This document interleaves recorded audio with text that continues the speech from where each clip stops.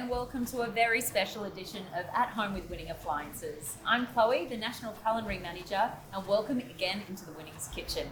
Today, I'm joined by a very special guest, Anneka Manning from Bake Club. Hello, Anneka. How are you? Hi, Chloe. It's so nice to be here in the Winnings Kitchen. Yeah. Thank you. So what are you going to be cooking today? I'm going to be making a really scrumptious apple pie for Mother's Day. It's one of those recipes that kind of feels like a really warm, big hug and something that we all probably need at the moment. So that's what I'm going to be showing you today. Wonderful. I'm not going to get in your way. I'll leave you to it and I'll pop by later to see how you went. Yeah, you can come back when it's done. Yeah, I will. Okay, thanks, Chloe. Okay, so to start with, we're going to make our sweet vanilla shortcrust pastry. And so I've just got some plain flour here. We're going to use a food processor to make our pastry. It's a really quick way of making pastry. You can make it by hand if you wanted to, but making it with the food processor just makes it a little bit simpler and a bit quicker for you. We've got plain flour, as I said, a bit of almond meal, just 2 tablespoons of that, and some little bit of caster sugar to give it a little bit of sweetness. So we've got some chilled butter here, really important to keep them at a similar sort of size and shape, because that will allow the food processor to uniformly cut them up. And it's the little chunks of butter in your pastry that's going to give it its beautiful flakiness that we love so much in shortcrust pastry. So we'll just pop that in, and we're just going to pulse that using the pulse action of the food processor. It's a really quick process. It's not going to take us long. So you want to still be able to see the butter chunks through your flour mixture. So that's about right now. And what we can see, I'll just grab a little bit out, that it's got a few chunks in it and it's beautiful. I can actually feel the butter, and because the butter was chilled, it's actually going to stay as tiny little pieces, which is exactly what we want. So now all we're going to do is sprinkle over some water, and we're going to add a little bit of vanilla bean paste, about a teaspoon of this, and we will just use the pulse button again, because what you want to happen is you don't want all of that liquid to create sort of like a wet mass in your pastry. You want it evenly combined throughout. So that's why you use the pulse button. You want to process it until it starts coming together in a mass, but not forming a complete ball. So we're almost there. So can you see how that's starting to come together? That is as far as you need to take it. You don't want to over-process it. Onto your bench top. You can also put this into a bowl if that's what you would prefer. For this recipe, you're going to make 2 lots of this pastry.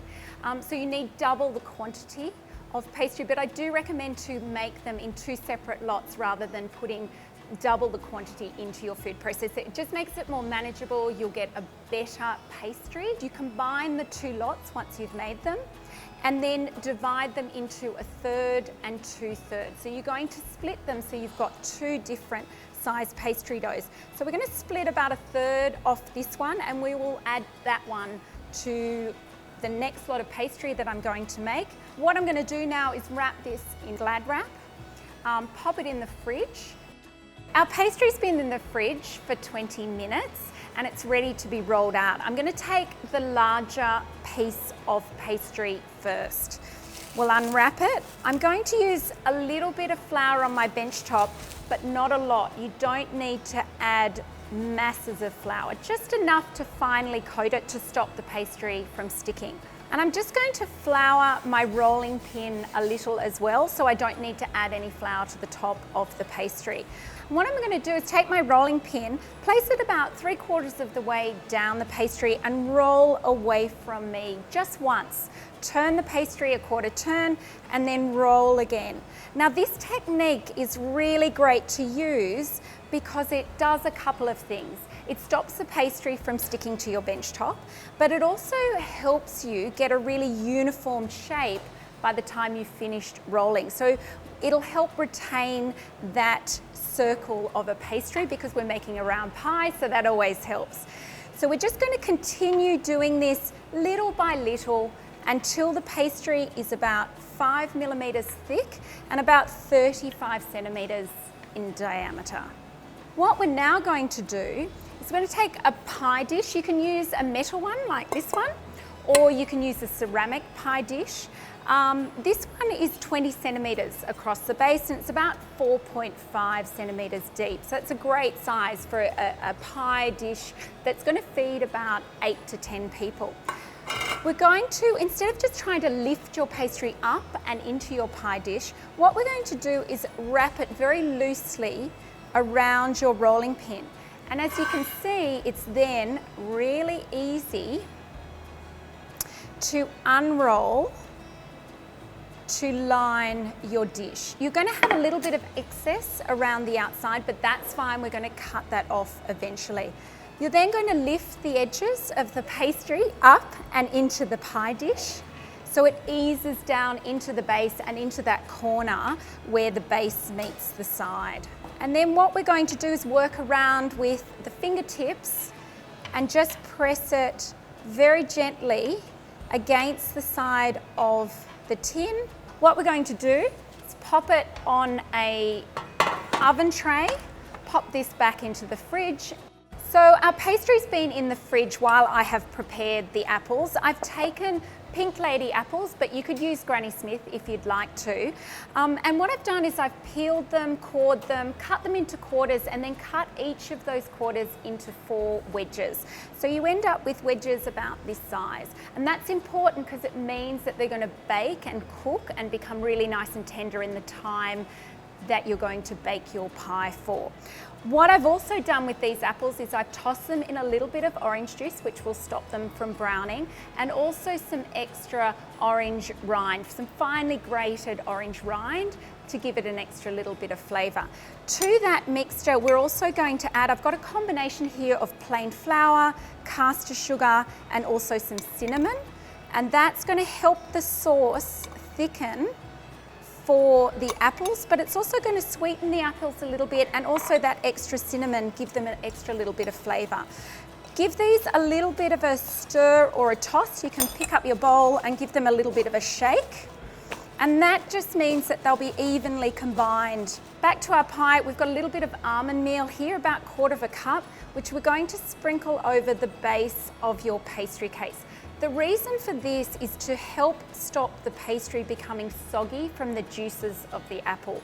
Now, on top of your almond meal, we're just going to pour all of those apples. And now we're just going to arrange those apples so they sit kind of snugly into your pie dish. I've actually got a little bit of butter here that we're going to sprinkle over. Again, I've just cut it into very small cubes, and you sprinkle that over. It's going to add just a beautiful lusciousness. So remember, we had a second piece of pastry that was slightly smaller than the first. I would like to cut a little steam hole, and this means that all the excess steam while your apples are baking has somewhere to escape to. So we'll just cut a little, I've just used a little 2 centimetre cutter.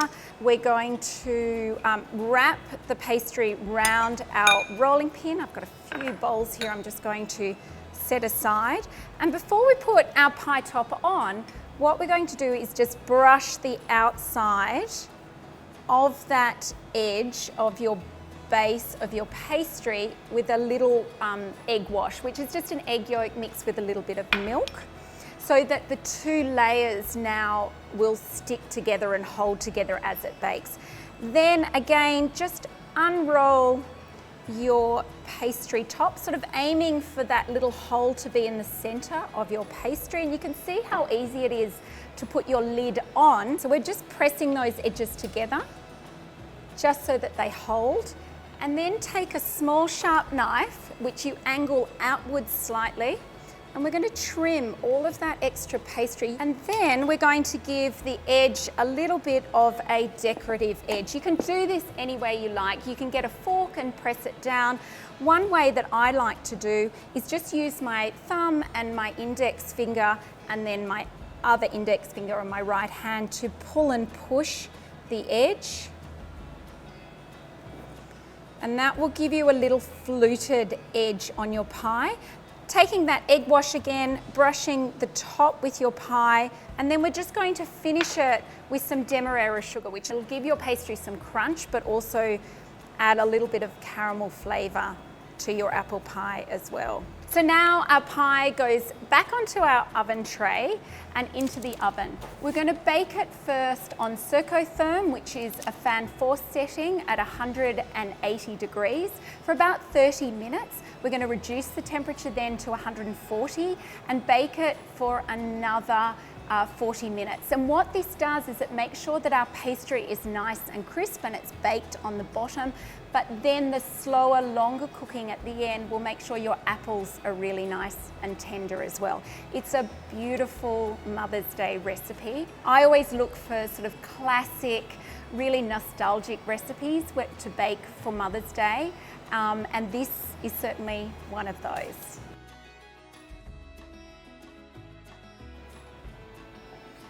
I think I'm just in time. I've been following my nose. Oh, I know. Look at that. Beautiful. Amazing work. You can smell it, can't you? That's Yeah. why you're here. Yeah, followed my nose. That's our finished apple pie. Wow. And you can see it's ended up with this beautiful crispy crust because of the sugar and the high temperature that we've baked it at. Normally you would let this sit for about 5 minutes before you serve it, but Do I I don't have think to? you're going to be able to I can't wait.